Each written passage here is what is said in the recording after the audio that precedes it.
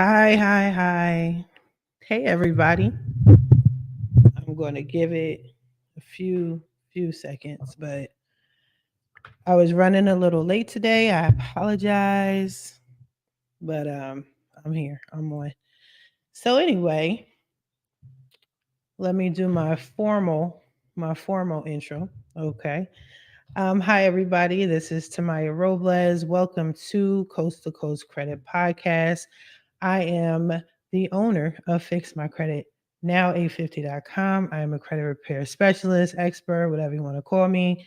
That's what I am. Welcome to my podcast. So, yep.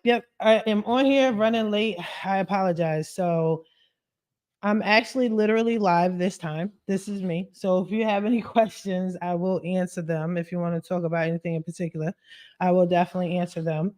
But the reason why I wanted to be sure that I was live today is because we're talking about bankruptcies. I just did a pre-recorded video on bankruptcies. I'm in the middle of editing it out right now, but I'm going to release that today, cut it up into clips and all that. But I wanted to talk live in case anyone had any questions, wanted to discuss anything, bring up topics, and I could help them out with it. But in my video that I did on bankruptcies, it kind of led into other topics, all related to bankruptcies. So, and a lot of my newer clients, and I'm still getting clients as we speak, which is amazing. So thank you guys first and first, mostly new subscribers every single day. Thank you, appreciate it. But a lot of you guys are into bankruptcies and you want to know what's going on with the bankruptcies. So that is why I am doing this as well. So first of all, briefly, I'm not going to say everything that's in the video, but for the most part, there are 6 chapters of bankruptcies. There's 6 different versions of bankruptcies. The most common, hi, just so you know, just so you know, it says Facebook user, but I'm saying hi back. It doesn't say what your name is. But anyway, but if you want to say your name, feel free. But there's 6 chapters of bankruptcies. The most common ones that we know of are chapter 7 and chapter 13. In my video, I basically say that this is a rich man, poor man's chapter. There's a difference, and we get into that. Hey, Anita. So we do get into that. I explain in detail about how bankruptcies affect bankruptcies affect what. So basically, a poor man's bankruptcy is the chapter 13. And it's harsh that I'm saying it like this, but you're going to hear it either way. Um, the rich man's bankruptcy is a chapter 7. That is the one that everybody goes after. You have to apply for a chapter 7, and it's up to the government for them to determine whether or not you will be approved for a chapter 7. They can deny you based off of how you rate on your means test, and I actually go into detail about a means test. I'm not sure if anybody is familiar with a means test, but I can be pretty sure that almost everybody is taking the means test. If you applied for a student loan, you're taking the means test. Okay, if you apply for welfare, you've taken a means test, and you've taken another type of test as well. It gets pretty deep, and it's all connected to the United States government, something I've been telling y'all on numerous occasions. All right. So, if anyone is wondering why a lot of things aren't coming off their credit report and they feel that it should, if you have anything going on with the government, whether it's old or new, that could potentially slow you down. That's an unspoken understanding. This is something that people aren't going to advertise, especially other credit repair specialists, because for the most part, it's not promoting business for them. Okay. So I'm going to tell you, I'm not scared of somebody leaving me because they think that I can't help them. The reality is, I have a client right now. He has a bankruptcy, but he's been a criminal for most of his life. And Respectfully, he probably still is one. Great guy, great customer, very respectful and everything, has money. I don't get into my client's personal business, but I've been struggling trying to get this bankruptcy off. I don't have problems getting bankruptcies off. Not for this long. Okay. But he has been with me long enough that he's been very open with me and has explained that yeah, he got some criminal issues and he's been in federal prison before. All right. Now that doesn't mean you still can't get things removed from your credit report. It just means it may have an impact. And because the United States government is a federally ran and dominated um, entity, then it could be harder because they're all intertwined. So I wrote a ton of notes, a ton of notes. And again, I will go into this with the video, but there are a lot of things that I had to write down, and it led into so many other things. Like I had to go into what a means test was, and then understanding what a means test was, I had to go into this other what is it? The what is the federal national low income thing? It gets deep, but all this ties into student loans, government funded, right? Welfare, government funded, bankruptcy, government backed, all of that stuff, right? But when we're talking strictly about seven, chapter 13, I will say if you owe child support, this is a old thought process. I had a homegirl that thought this was going to work for her dude, but it didn't. If you owe child support, filing for a chapter 7 or a chapter 13 is not going to get rid of your student, is not going to get rid of your child support. Okay? If you owe taxes, certain unpaid taxes, if you file for bankruptcy, it's not going to get rid of your taxes. Okay? Some, but most of them, it's not. Okay? So this is not something you want to initiate because you're trying to get rid of some debt that you're going to have to pay for either way. Okay. That ain't it. You're just going to make your life worse. And it's also not going to, like, if you willfully harm someone or destroy someone's property, went to court about it, and you have to pay. If you cannot afford to pay, do not file for bankruptcy because you're still going to have to pay. All right. So those are the main things that I know people for a fact have applied for bankruptcy for, thinking that they don't have to pay, but you're going to have to pay. When you file for chapter 7, again, this is the rich man's bankruptcy. Their intentions are, let's liquidate your assets so you can reimburse your debtor. Okay. Liquidation of assets so you can pay this debt. This is why it's called a rich man's uh, bankruptcy as opposed to a poor man's bankruptcy with the chapter 13, because a lot of people that file for chapter 13 don't have assets to liquidate that's worth anything. You may think it's worth something to you, but according to the government, no, it's not. So this does not include your house. A lot of people think, oh my God, if I file for bankruptcy, they're going to take my house. They don't take your house.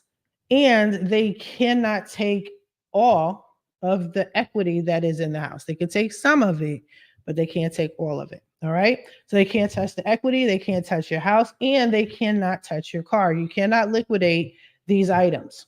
Okay.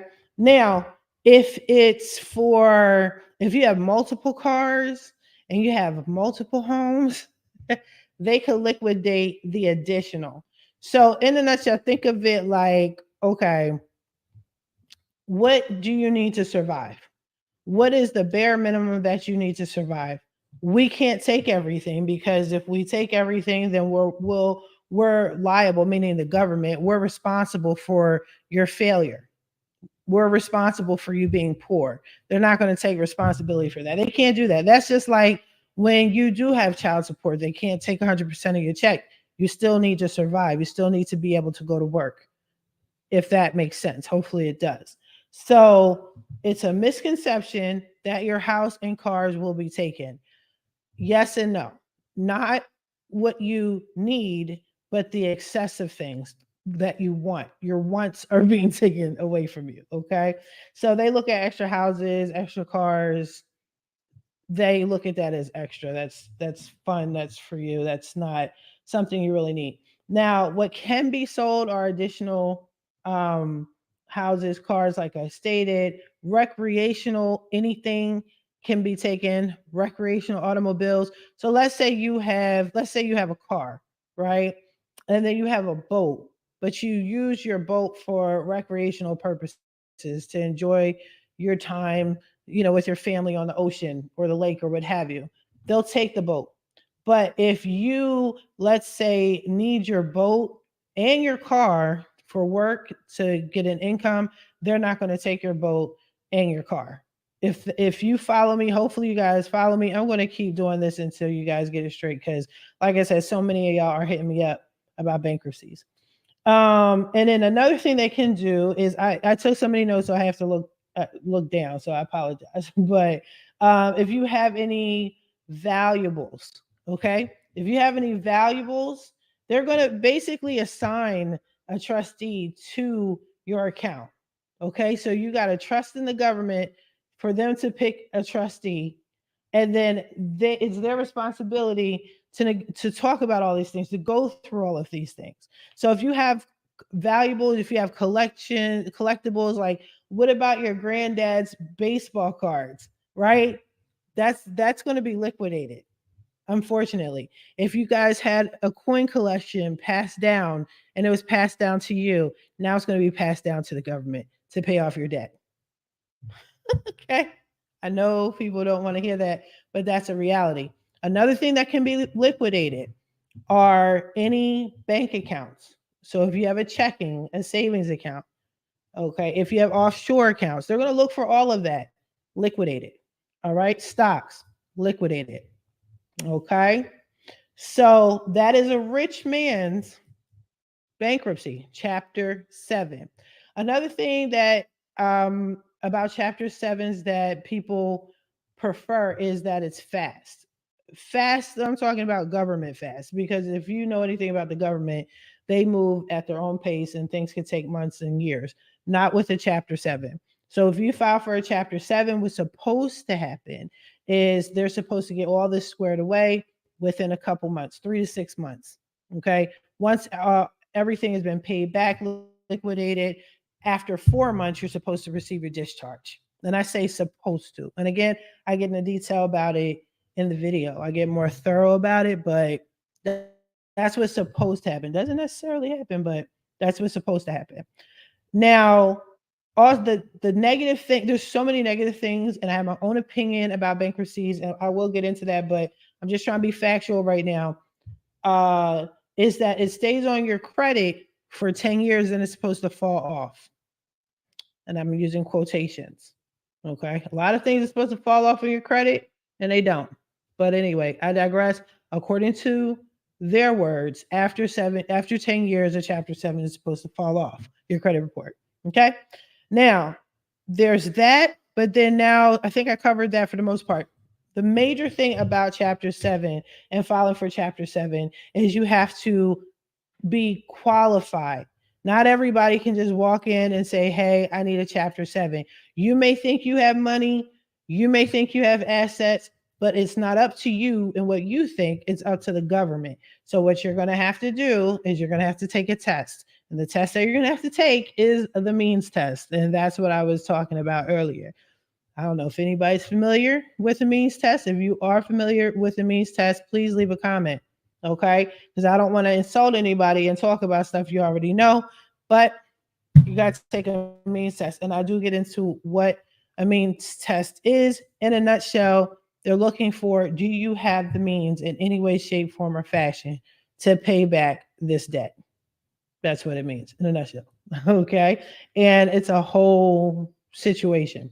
They go through all your business, your personal business, your education, your family, their education, their income, what they have, what they don't have. It's crazy. So now we're going to go into a rich man's bankruptcy, which is a chapter 13. All right. So if you fail, I hate to say fail, but that's what it is. If you do not get approved for a chapter 7 per the United States Bankruptcy Court, then you automatically get a Chapter 13. So a Chapter 13 is different. This is basically a solidified payment arrangement. And this payment arrangement is supposed to last between 2 to 5 years. With this payment arrangement, you get to keep your assets. You do get to keep them. All right. What you consider assets. Because again, what you consider valuable may not be what the government considers valuable. All right. So you get to keep everything. However, you have to be on this agreed payment arrangement. Under Chapter 13, all your negative accounts are supposed to be under this agreement, under this payment arrangement. Okay. Now, the good thing, again, I'll be back to my air quotes in a minute. I'll explain it. But the good thing about being on a Chapter 13 is that instead of it being on your credit report for 10 years, like a 7, it's supposed to be on your credit report for just 7 years. All right. So I guess that's a good thing. I guess that's a good thing. Now, same thing. It's same thing. They can't take your house. You don't want to get on a Chapter 13 with the expectation of you not having to pay child support, alimony, any sort of taxes that's owed. That's not going to clear you. Okay. So you have that. That it still applies. Yeah, this everything applies. Everything that falls under Chapter 7 for the most part, aside from the liquidation of the assets, is the same for the Chapter 13, and the years are shorter. That's it. Now, we're going to go into how this affects your credit. So let's say you have pretty good credit. All right. You got pretty decent credit, and money's tight or whatever your situation is. I don't know what everybody applies. We're going to get into that too, but everybody applies for bankruptcy for different reasons. Okay. But you have pretty good credit. You apply for bankruptcy. They put a bankruptcy, they slapped that on your credit report. Your credit now went down between 150 to 200 points. Easy. Easy. Okay. And it's going to remain that way for the next 7 to 10 years if you don't do anything about it. A lot of people don't do anything about their bankruptcy because they don't realize they can do something about their bankruptcy. A lot of people file for bankruptcy, then roll over and play dead, or metaphorically play dead, because they don't think they can do anything with a bankruptcy on their credit report. But you can. You can. It's an eyesore. It's a bad look. Okay. This follows you around for 7 to 10 years. That's a whole child going into elementary school. That's a preteen. Okay. You don't want that in your life.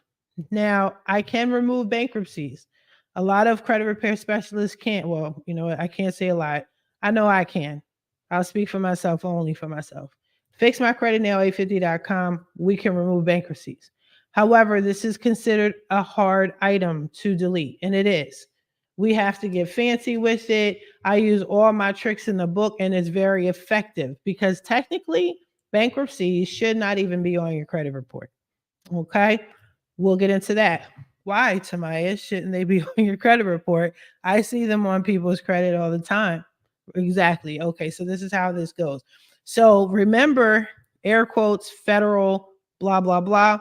So the federal government is tied into the United States Bankruptcy Court, which is tied into the banks. They regulate banks, right? They regulate the court system, correct? Okay. They also regulate the credit bureaus, the FCRA, the CFPB, FIC, right? Like all these initials, FTC, Federal Trade Commission, right? This is federal. They're all holding hands, but they're pretending not to be with each other. They coincide with each other. So these are all the entities that you're up against, and then some. All right. So what's happening is, when you go to court, any sort of court, where you're going to court for child support, if you're going to court for bankruptcies, criminal, anything, that is between you and the court system. Okay. It can be public record unless you have a great attorney and he does his magic. So it's not, you can't hide it. So you can hide your legal issues or whatever. I'm not an attorney. But all in all, it is public information, but it's not the court's job to voluntarily report your information to the credit bureaus. So keep in mind, child support technically shouldn't be on there. I don't care what anybody says. It shouldn't be on there. Okay. And for sure, bankruptcies. I'm going to talk about those two only because that's what I see a lot of. What's going on is when when things happen to your credit, and anything other pertaining to your social security number, it notifies all entities, whether it's directly or indirectly. And what I mean by indirectly, as far as credit is concerned, the three credit bureaus, Experian, TransUnion, or Equifax, are not the only credit bureaus. There's like 30 or 40 more, okay, that you guys don't know of. I don't even know all of them. Google it. It's very hard to find all of them. But for example, you have the check systems. That is a completely, entirely different credit bureau. It's a legitimate credit bureau. And the check system strictly deals with banks, you and the banks, you and credit cards. So let's say back in the day, you owed TD Bank $5. And now you're grown, you're mature, you totally forgot all about the fact that you owed them $5. You want to open up a bank account with TD Bank. They reject you. They red flag you. What that means is they have reported to the check systems like any other collection agency reports to the three credit bureaus. They report to the check system they owed them $5 way back in the day. So you have to either dispute it, or you have to pay them people, or you got to do something to prove to them that it's not you, whatever the case may be. Talk your way out of it, negotiate, whatever.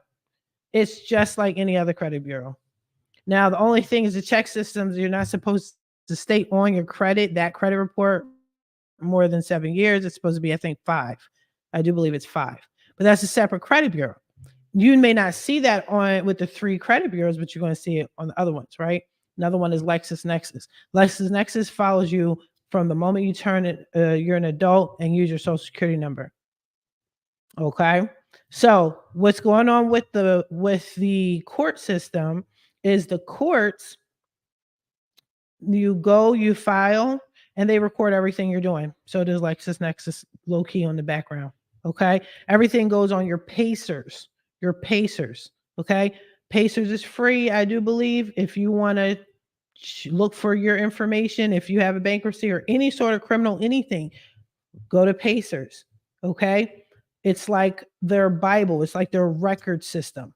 You can find anything, old, new, as long as you were, I think, an adult, because minors, depends on your state, minors are not supposed to be, their records are supposed to be expunged.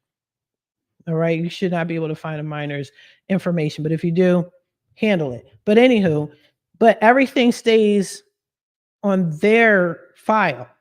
Now, Pacer and LexisNexis, which is a credit bureau, Pacers is not a credit bureau. LexisNexis is a credit bureau, right? That a lot of people don't know about. They work hand in hand. So LexisNexis checks in with Pacer to see if people have any, I don't know if they're triggered. That part I don't know the details, but I do know they check and they work together to see if there were any court records, anything that goes against the consumer, and then it's recorded by LexisNexis. Pacers in the court system do not reach out to any credit bureau at all. The credit bureaus reach out to Pacers, and that's how bankruptcy winds up on your credit report. The problem with that is when you dispute items on your negative items on your credit report, what you're disputing is, if you're a factual disputer like me, I'm not talking about if you do 609 letters, 611 letters, I'm not talking about that. But if you're a factual disputer such as myself, you're disputing with the credit bureaus and you're saying, listen, by law, under the FCRA, X, Y, and Z, this should or should not be on my credit report. Okay. Because what's on your credit report, or what's supposed to be on there, are the accounts that are voluntarily reported by the agency, either the original debtor or the collection agency. That's it. That's all. That's it. That's the only thing that's supposed to be on your credit report. Not court stuff, not court stuff that nobody's volunteering any information on. It's only supposed to be the original creditor, or it's supposed to be the collection agency. Everything else is sus. So if you have a credit report and it's some sus stuff on there, do something about it, because more than likely it's hurting you. And the longer it stays on there, it's hurting you. So bankruptcies will hurt you for 7 to 10 years. Child support can hurt you beyond 18 years, right? Because they're actively seeking this information that doesn't need to be on your credit report. This is why I tell people I can get child support off your credit report. I can get bankruptcies removed from your credit report because it's not supposed to be on there. So what the three credit bureaus do is they reach out to Pacer, they reach out to LexisNexis, and they'll say, "Hey, does this person have any cases with you? Anything at all? Yeah? Okay. What is it? Give me the information." And they do. So that's why a lot of the times, if you look at your credit report and you see the how the bankruptcy is reported, 9 times out of 10 they're reporting it mad wrong. Like I was looking at bankruptcy today, no, yesterday, because my assistant was off today. So yesterday, and all three credit bureaus had the bankruptcy three different ways. It was like grossly ridiculous. And Equifax, which I found surprising, Equifax is usually very strict, but they just put federal. Like federal what? Like federal what? That doesn't make sense. It didn't even say US bankruptcy court, city, state as it's supposed to, because even if a bankruptcy is reporting, it's supposed to report a certain way, right? Okay. And it's supposed to be 100% accurate, right? Across all three credit bureaus, right? Okay. So if all three credit bureaus have this one bankruptcy reporting three different ways, that's not supposed to be on your credit report, in addition to the fact that it shouldn't be on there in the first place. Okay. So that's how I'm able to get bankruptcies off. But anywho, I digress. Anyway, bankruptcies aren't supposed to be on your credit report. Child support is not supposed to be on your credit report. Mm-mm. I get child support off. I mean, it's a touchy subject for some. I don't judge my people. Like I said, I had to remove a child support for a female. I had to remove child support for a male. It is what it is. I don't ask questions. I do my job. Okay? That's it. So anyway, that's that. Like I said, I go into deeper into my video, but bankruptcies are not supposed to be on there. The credit bureaus are working together. They're working hand in hand. So when you go apply for a credit card and you swear up and down, my credit's straight, I pay my bills on time, yada, yada, yada, and you're denied and you don't understand why you're denied, it probably has something to do with the other credit bureaus that you don't know about. They're still talking to each other. If you have a good payment history and you feel that you're pretty good at paying your stuff on time, but your credit score is not going past a certain number, it's probably what you have on those other credit bureaus. That's just how it is. All right.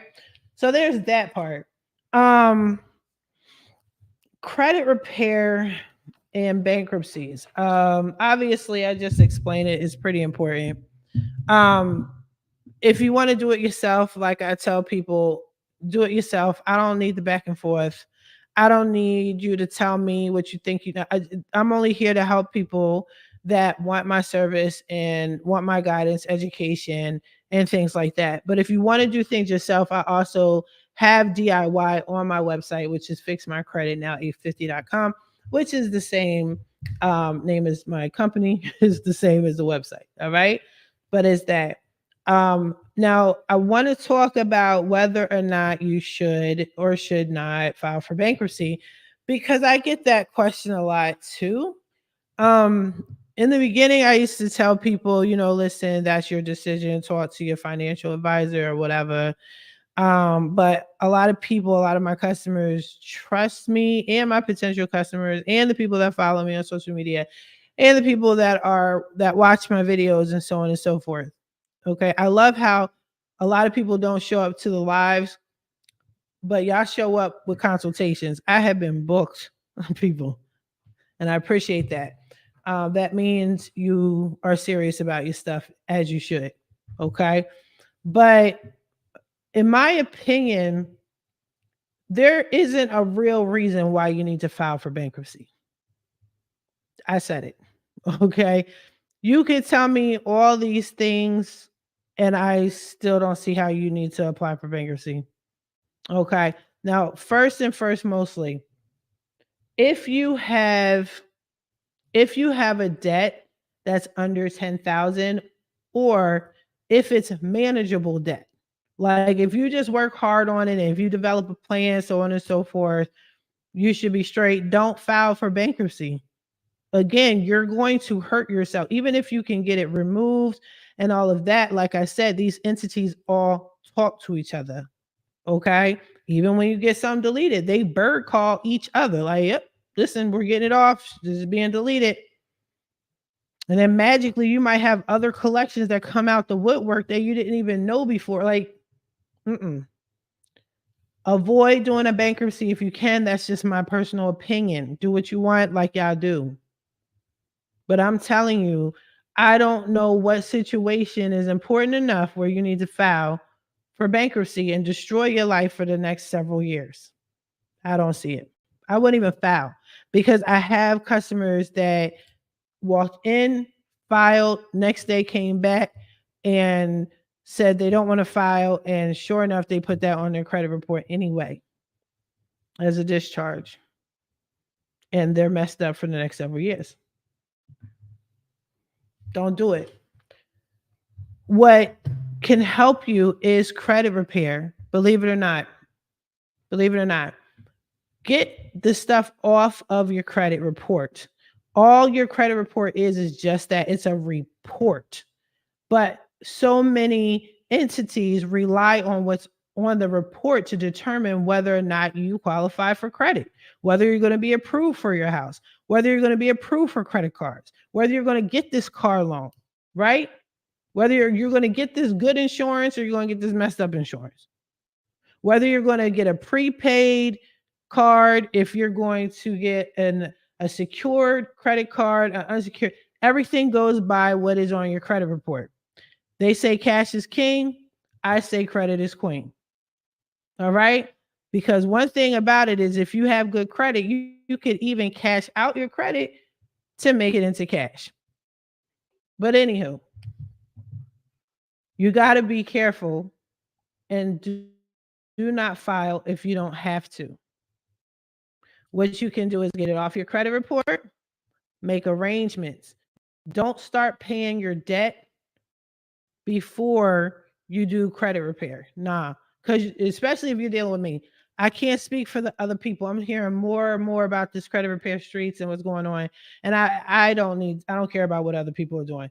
All right, I'm a factual disputer, so I go about the facts. I dispute per the facts. So if you go and pay for your debt, but I'm out here in these streets saying, "Hey, this is a violation of my rights." Once you made a payment, that is saying that you agree to everything. While I'm saying I disagree with everything, delete it.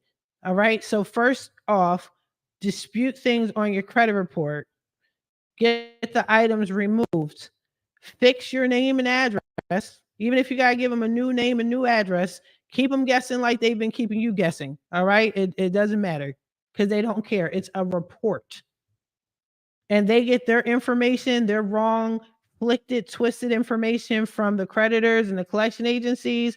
They can at least go by your name that you want on your credit report and your address that you want on your credit report. Your employer does not need to be on there. That's on there for a reason, by the way. Like I said, all these government entities, they're all connected.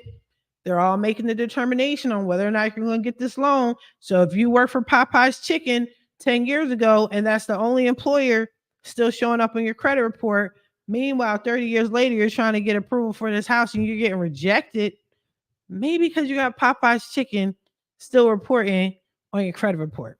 Get that off. They don't need to know your business. They already know. If they want to know you, they're going to find you. LexisNexis. Okay. Hi, Jeffrey. Welcome. Welcome. Yeah, I'm just going off about bankruptcies. Okay. So if you have any questions, now's the time. You want to talk about something you want me to talk about anything in particular, now's the time. But I'm just going on my bankruptcy rant because it's real. So, how do you get a bankruptcy off? So that's basically what I was telling you. In a nutshell, if you're a factual disputer like myself, okay, and you decide that you want to dispute your negative item in your bankruptcy and you want to go the factual way, the best thing to do is to pull up your credit report and pull up a credit report that has all of your negative items, all three credit reports. So I promote Smart Credit now because I promote Smart Credit because I'm partnered with them. All right. And if you look in the description, I have $1 for the whole summer for 7 days if you just want to check it out. You look at it, you look for any inaccuracies on that bankruptcy. Okay. I did a video where I'm literally hand walking you through how to get a bankruptcy off your credit report. So if you want me to link it in the video, let me know just so you can see it. But I'm walking you through it step by step. Okay. But you look at your credit report, you see all the inaccuracies. When you file for bankruptcy, it's supposed to report a certain way. How it's supposed to report, you're supposed to have I'm trying to go by memory. It's supposed to have the report number, right? Or the record number. I'm sorry. It's supposed to say US bankruptcy court, completely spelled out. The US can be abbreviated, everything else spelled out, not abbreviated. And it's supposed to have the city and state on there. The record number should be all numbers if that's how your state does, or all letters if it's however your state does, but it's really not supposed to be a mixture from what I've seen. But it's supposed to be consistent, whatever it is. So one bureau can't have numbers, another bureau have letters, and another bureau have a mixture. That ain't it. That's wrong, right? It's supposed to have the date open. It's supposed to have the date closed. If it has a status of discharge or whatever, it has to be accurate across the board. Anytime you see anything mismatched, dispute it and point everything out, and then file your dispute letter, and then you're going to show the credit bureau. That's the easy way. Like I said, I did a video on it, and actually I did a video and I did shorts on it. I gave you 3 different ways to dispute your bankruptcy. But in a nutshell, that's how you do. I can tell you the old-fashioned way. The old-fashioned way to me is not very effective. I think it's trash. And I don't like begging people to take debt that shouldn't be on my credit report off my credit report, but a lot of people still do it. What you can do is file a basic 609 letter with the credit bureau. Okay. Say, hey, I noticed that you have my bankruptcy on my credit report. Can you please take it off? And they're going to respond after 30 to 45 days. Hey, we don't know what you're talking about. This is verified. Boom. Right? Now, you know, and I know that this is not verified information because the courts do not verify anything with anybody, okay, pertaining to credit. But you're going to now waste more time and you're going to send a letter with a to the court where you file bankruptcy at, and you're going to take a copy. I got you, Jeffrey. Let me finish this. I totally got you. Okay. Then you're going to take a copy of the letter, send it to the credit to the bankruptcy court with a stamped envelope. They will not respond to you if you don't give them a stamped envelope. Yes, our taxpayers' dollars hard at work, right? You're still paying. And then you're going to say, "Hey, you guys said that you said this is verified per the credit bureau. Can you confirm this? Who said that?" You can get colorful with it. Who did you talk to? Blah blah blah. They're going to respond to you. We don't know what you're talking about. We don't report any credit information to the credit bureaus. We don't do that. We don't verify. We don't do any of that stuff. So then after 30 days to 45 days, because that's how long they have to respond to you, if they even respond, because you understand you're dealing with the court system. Let's be real. All right. So you got to waste your time with that. Once you finally get the letter, then you take that letter and then you take all your letters and then you mail it to the credit bureaus and say, remember, you guys said this, and then the court said that, and this is what they said. Can you pretty please? I ain't got time for that. But if you want to do it, I mean, it's an old school way. It used to work. I don't do it that way. All right. So, Jeffrey, I got my LexisNexis and they have it my legal name wrong from my birth certificate. Okay, dispute it. Become a factual disputer. Okay. If you're born John Doe and now you're Doe John, it's about the here and now. And if tomorrow you're Mary Smith and then the next day you're Smith Mary, it's about that very moment. Okay. So dispute it. Whether they're off a letter or not, whether they have, if they have an abbreviation wrong, even if they have your middle name, that's correct. But you know for a fact you don't use your middle name for anything. No, that's not supposed to be on there at all. Okay. Oh, thanks, DJ Jones. I appreciate it. I'm trying to let people get educated, man. Just learn that this is all a scam. This is all a scam and it's not real. So I'm gonna keep talking about it. So hopefully people catch on. So I'm going to go back to what I was saying before. Again, if you have any questions, it's all good. Just put it on the screen. I got you. I'll answer them. All right. But because your questions and your comments, even your personal experiences, is please understand a lot of people, they might not be on now, but a lot of people watch my videos. Trust me. Okay. And it could help someone. I do take clients. Yes, I do. If you want, you can schedule a free consultation. It should be in the description at fixmycreditnow850.com. You just scroll down and you can see consultation. Or if you look in the description, it should say a link for consultation, something like that. Yeah. But anywho, so back to what I was saying before about the bankruptcies. Okay. It's not supposed to be on there. Okay. What I will say is don't beg these people. Okay. They didn't teach this in school. Don't beat yourself up. It's not that bad. I've seen really bad credit before, and 98% of the people that I see their credit on a day-to-day basis is not that bad. It's not that bad. Even the worst. I recently have a client that has two bankruptcies. It's not that bad. All right. When I purchased my first home a couple years ago, I had two repossessions on all three credit reports. It's not that bad, especially if you're going the factual disputer route. Now, again, I can't sit here and tell you what to do or what not to do, but I just don't see any scenario where a bankruptcy will benefit you at all. Go through the credit repair route. Yes, I will say this. I say this all the time. This is why I have 5 Facebook groups. Okay. My main Facebook group is credit and what is it? First credit and first time home buyers plug. That's in the description as well. I'm very much active there. I'm always showing results there, but I have 4 other groups. Okay. But I do that so you can easily get in contact with me. I'm not that credit repair specialist that's going to take your money and run. I'm not going to be the one that ignores you. I'm going to be the one that's always call. Well, I did stop calling a lot. I will say that because I had a couple customers. They cussed me out like, listen, you email me, you text me, you stop calling me. All right. So I'm like, all right, listen, okay. Yes. So I put everybody on an informative drip that is very educational. I do a lot of videos and I indirectly um, congratulate my clients without putting their information out there on my platforms. And a lot of times they'll follow me and they'll be like, is that my credit report? And it's like, yeah, I was going to call you, but I didn't want you to curse me out. I'm saying I have some clients that are fine with me calling. And then a lot of clients, like, we just have a good conversation.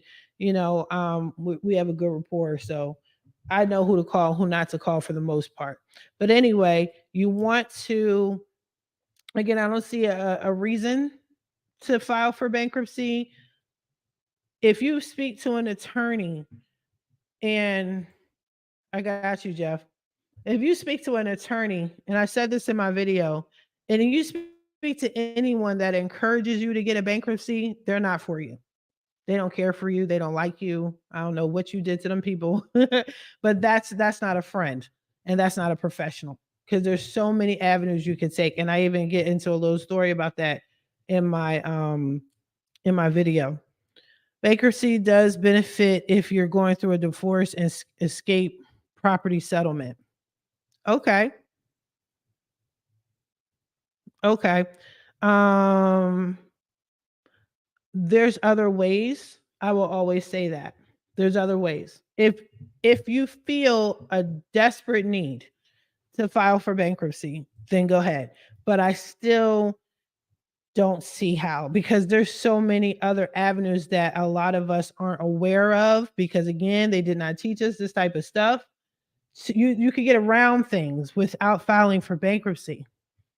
Okay, the 1% knows about a lot of this stuff. We're just now learning. And we learned a lot during the pandemic because we all had, some of us had time to figure all this out. Some of it. And we still don't know all of it. But I went through a divorce recently. My credit was not affected. It's not affected. Like, I have a lot of clients that have gone through divorce and I've seen their credit just go to hell. I have 2 clients now that are actively going through divorce and they're just prepping themselves for the worst. I don't see why, but okay. But I'd rather you go through the credit repair route. There's other things you can do. Like, as far as escaping property settlement, I guess I have to get educated in that. I've bought personally 2 properties while I was married and going through a divorce. So I didn't have any problems. So maybe you can educate us at some point with that, but I still will probably find a way for you not to file for bankruptcy.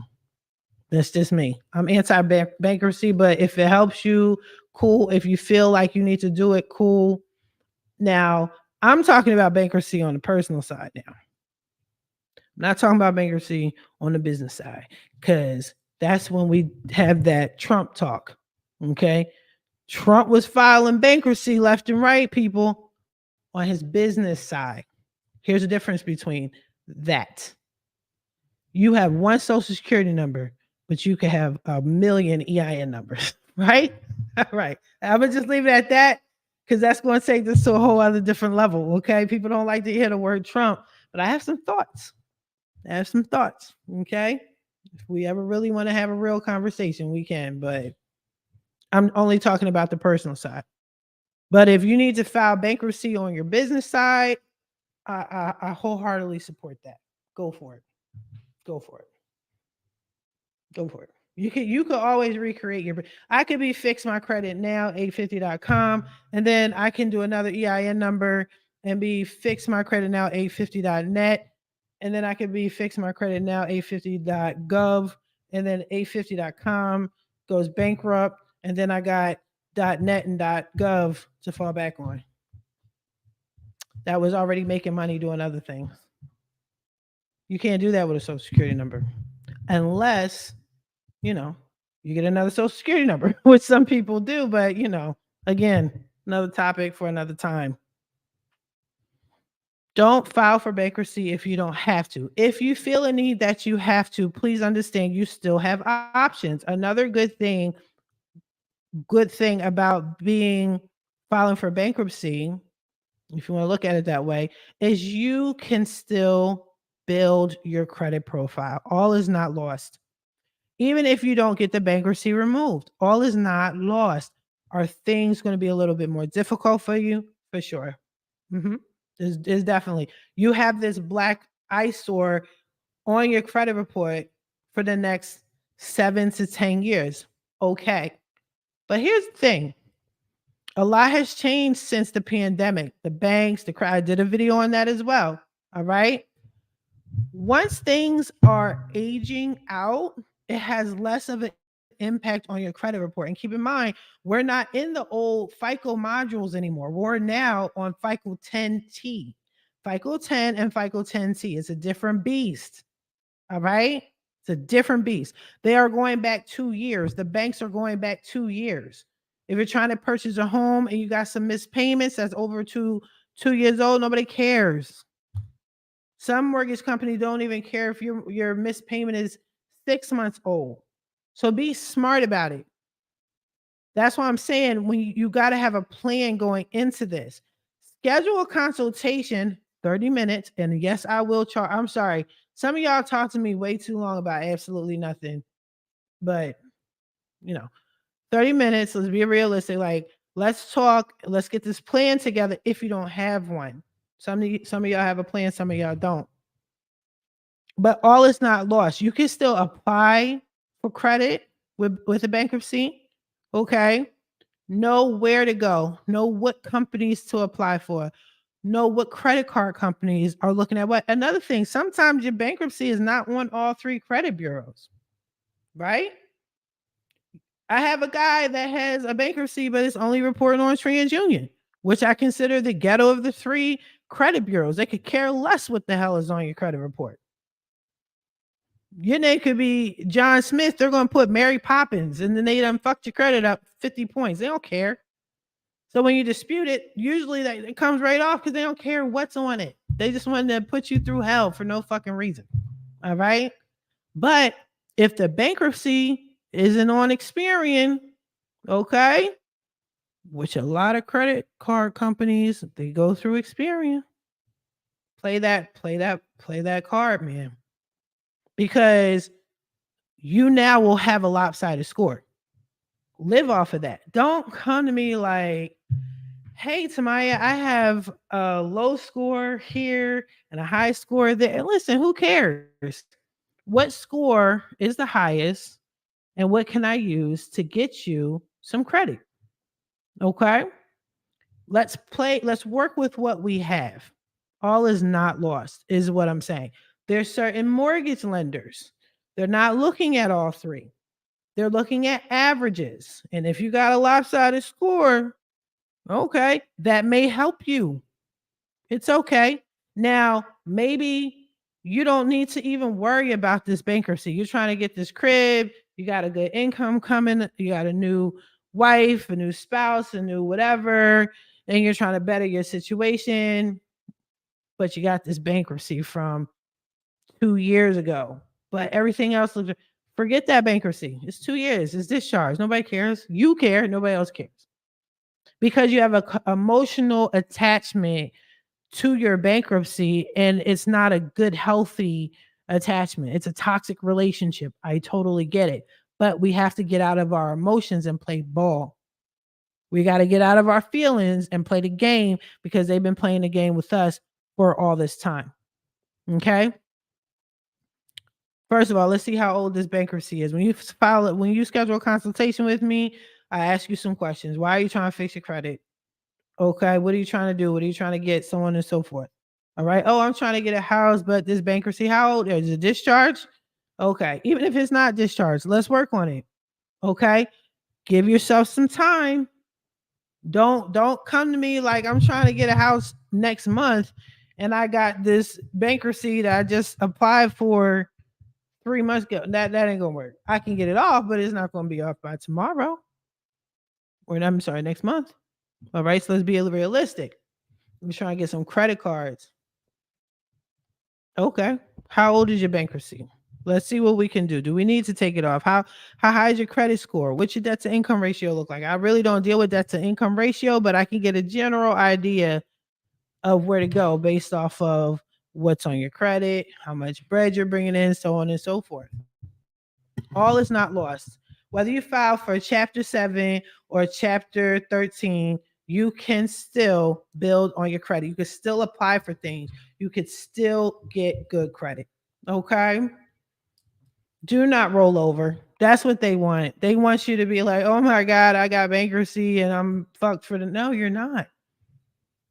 Get that off. Now, if you do get it off, there is a possibility that whoever you're applying with may look at other credit bureaus, right? Don't fret. So if you know your credit, your bankruptcy is removed off of Experian, Equifax, and TransUnion, cool. And then you apply for stuff, and they're like, "Oh no, we see a bankruptcy. Oh my God!" And you're like, "What?" They looked at LexisNexis. They might have checked out Pacer. Okay, that's fine. Guess what? That's not the mortgage company for you. That's not the credit card company for you. Move on. Move on to somebody who's going to say yes, period. Because You want the best deal with your circumstances, but you want a yes. That's all you care about. I don't care that your sister works for this worthless mortgage company that denied you because you had a bankruptcy that you removed off the three, but their company decided to pay extra money to find it within the other credit bureaus. You, if they're going to dig that deep, they're not for you. Don't worry about it. You're just trying to get what you can get to build on your credit. Period. Period. Period. Point blank. I'm not saying period like how the kids say it. I'm too old for that. But period. Point blank. You can have bankruptcy on your credit report and still thrive. Play this game because that's all it is. Especially when I saw the means test. Like, think about what the means test is. You go in, file for bankruptcy, all ready and prepared to destroy your life for the next 10 years, but you think you're the upper echelon of bankruptcies and you're applying for a chapter 7. You take that means test and they're like, you got to get the poor man's chapter 7. Now you have to commit to a payment arrangement just like the regular commoner. Listen, you could have done that on your own. You could have called these collection agencies on your own and made a payment arrangement and not have an eyesore on your credit report for the next 7 years. What are you doing? What are you doing? All right. I feel like I am just burning a hole in y'all ear. I feel like I don't want to waste anybody's time. Like I said, I did a video on it. I'm in the middle of editing it. Okay. I'm in the middle of editing it. I appreciate you guys coming on for sure. Again, if you have any questions while I'm still on here, if anything else you want me to talk about, just let me know while I'm here. I'll stay on for a couple more minutes. Just I really want to say don't file for bankruptcy, but you guys are all grown and you're going to do what you want. I don't see a need. Okay. Get the negative items removed from your credit report, then contact the collection agency if your negative account is in collections. If it's with the original creditor, contact them. Okay. Now, you contact them and you can, after it's removed from your credit report, you can make an agreement, you can make a payment arrangement on your debt because it doesn't mean that you don't owe the debt anymore. It just means it's not on your credit report. Okay. Contact them and settle.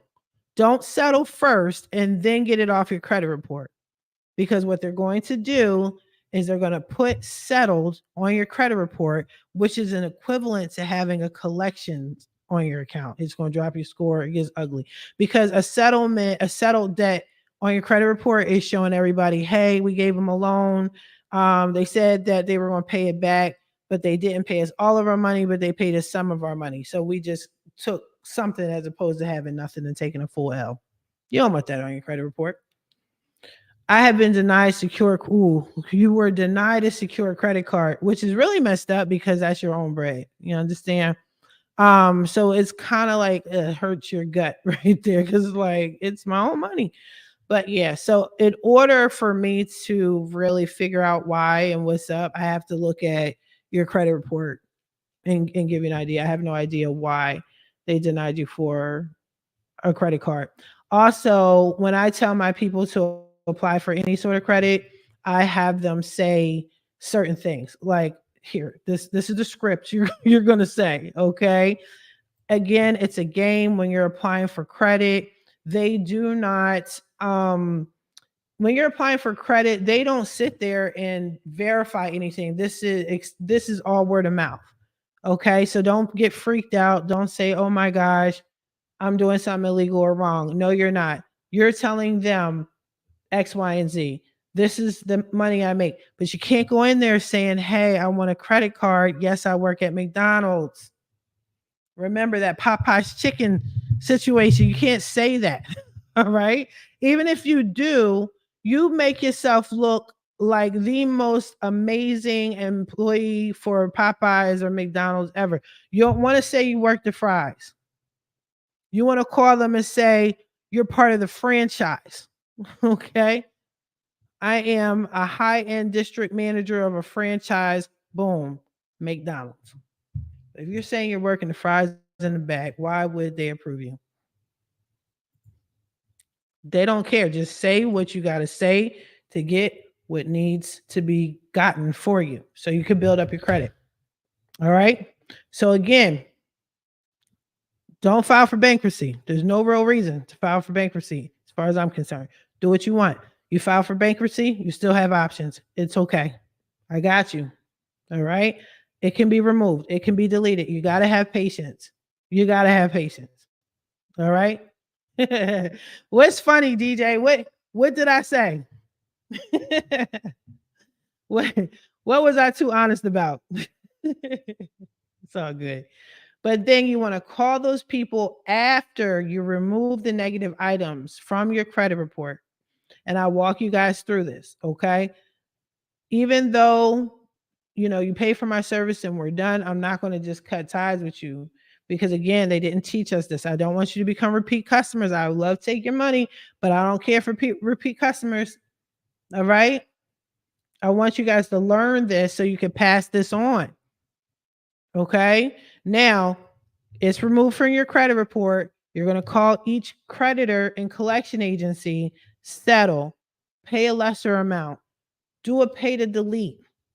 Now, that's the only thing I will accept prior to disputing is if you contact the creditor and they agree to a pay to delete in 30 days and they can send that to you in writing. Other than that, then if they won't say yes, then just fix your credit and get rid of your negatives. Now, most companies, especially collection agencies, I personally do not agree with paying any collection agency because they're already paid. I'm not going to pay you again. I don't have a contract with you. You paid my debt and I didn't ask you to. Thank you, but I didn't ask you to. And I don't know why you're coming after me and putting this crap on my credit report and we don't have a contract. I'm not obligated to you. But the moment you pay that collection agency, even if it's a penny, you just signed a contract. So I personally, even when it comes down to my clients, the only thing I respond to barely is a warrant. And even then I gotta see where that's coming from and if it's real or not. Because my last name is Robles and you got my maiden name and I haven't had my maiden name in years. So why does it say don't get me started? It's another conversation for another time. But yeah, if I don't have a summons or some real legal something or other taking me to court, I ain't paying no collection agencies. Why are you emailing me talking about, hey, I'll see you in court? Where they do that at? Okay. Delete, spam, you know what I mean? And they'll go away because again, they're paid. They're already paid. They paid your debt from the original creditor, pennies on the dollar. Okay. And now they're coming to you for the rest of the bread plus interest that they're not entitled to. Forget them collection agencies. I will never make an agreement with them. Fuck them. Seriously. Now, the creditor, the original creditor, the person that has your debt and has been holding on to it, that's who I would make the agreement with or the payment arrangement with after I got that account removed from my credit report. Okay. Now you can settle with them, you do what you want. Again, a lot of these agencies, the collection agencies, again, not talking about them, but the creditors, they just want some sort of communication. That's it. They want to know how you want to pay them. When can they receive their first payment? And I'm still ignorant. Okay. I'll pay y'all $5 a month for the rest of my life. That's just me.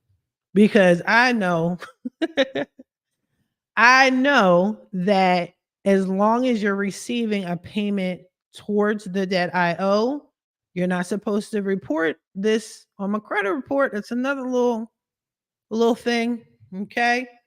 But that's me. I play with fire. I don't want y'all to play with fire if you don't have to. Make a payment arrangement with them, stick to it, but don't go through the poor man's chapter, okay, to do something that you could do on your own.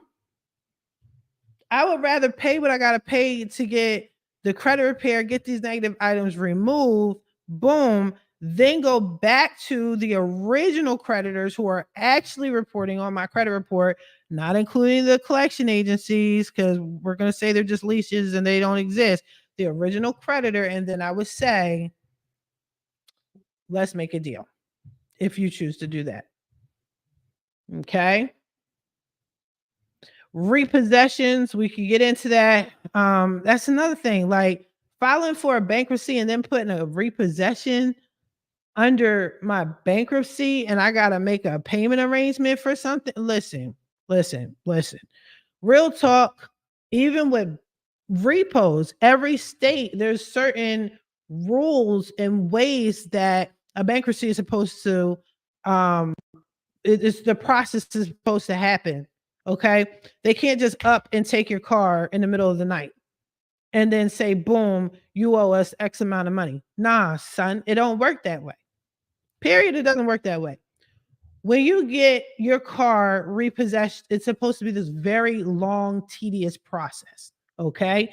What's supposed to happen is you're supposed to be notified via certified mail with every single step. Okay. When you miss payments, they're supposed to tell you, call you, text you, send you letters, whatever. Right. You'll constantly get that until they give up. And after, I think, what, 3, 4, check with your state because every state is different. But after 3, 4 missed payments, then they start the repossession process. Okay. Now, if they're going to start, they send you a letter via certified mail. It's like 10, 15 steps that they have to send via certified mail. Okay. Hey, guess what? Certified mail, we're about to repossess your shit because you ain't pay us. Great. You're not responding. Cool. Here's another letter. Second warning. Certified mail. You haven't paid us. We're about to repossess your shit. No answer? Okay, cool, great. Hey, third warning, in 2 weeks on this day, certified mail, we're going to take your car because you haven't paid us. No answer? Okay, great. Now, the day of, we done took your stuff, we took your car, certified mail. This is what you can do. It's at this lot. Okay, you can pick it up. Here's their information. That's on you. Oh, you're still not responding to us? Great. Here's another list. So we're at 5 steps so far. 5 steps for a repossession. I know you can't see because of blurriness. These are 5 fingers, 4 fingers and a thumb. All right, whatever. Now your car is at the tow truck company thing, right? Cool. They have to let you know.